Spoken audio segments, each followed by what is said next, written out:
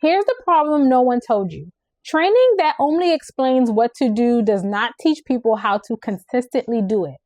And consistency is what performance actually depends on. So, starting with my first point, training without structure does not stick. Let me give you a common example.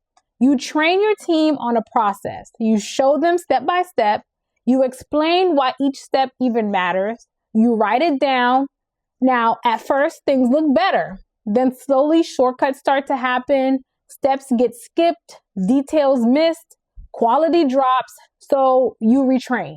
You walk through it again. You remind them what matters. And for a little while, it improves. But it never fully sticks. Why? Because the training had no structure behind it. There was no clear standard being reinforced. No system checking on the work. No consistent response when steps were skipped. So the message becomes, this matters until it doesn't. People don't follow training because it was well explained.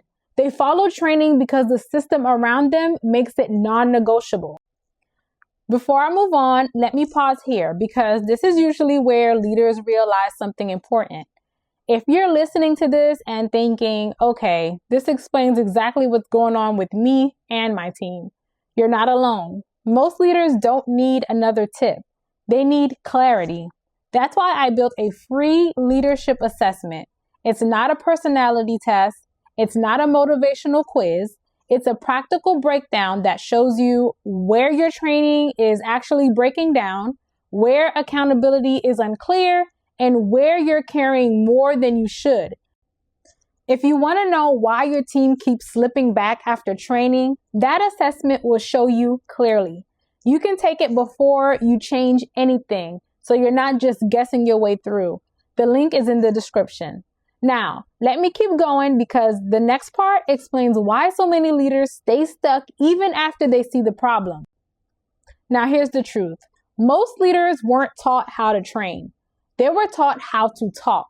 So when something isn't done right, the response is always a conversation. You sit them down, you explain the issue, you ask questions, you even give them feedback, and you just hope it clicks. But training isn't a conversation. Training is a process that answers what does right look like, what happens when it's not done right, and who checks it. Now, without these answers, training turns into repeated conversations, and repeated conversations turn into frustration.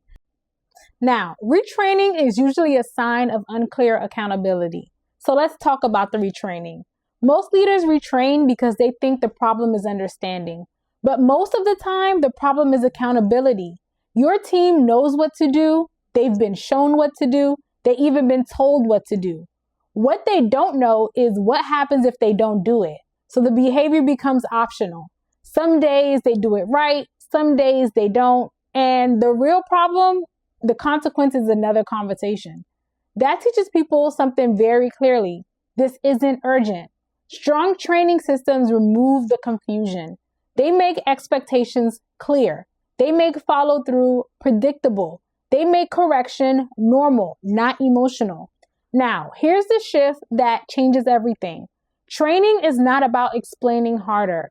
It's about reinforcing better. It's not about repeating yourself. It's about building a system that doesn't rely on repetition. When training is disciplined, your team knows exactly what's expected. Performance doesn't depend on your mood.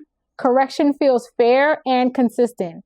And you stop feeling like you have to watch everything all the time. Now, this is where most leaders get stuck. They know their current training approach isn't working. They don't know what to replace it with. They don't need another leadership tip. They need a clear system. That's why I built the Disciplined Leader course. It's a step-by-step framework that shows you how to train your team with structure, how to reinforce standards without emotions, and how to correct behavior without consistent conversations. So training finally sticks and leadership stops feeling like constant cleanup because strong leaders don't train harder. They train smarter. And once again, thank you guys for tuning in. I would love to hear any of your feedback, comments. Please share your thoughts. Let me know your journey. And again, thank you for joining me on Elevated Leadership Thinking.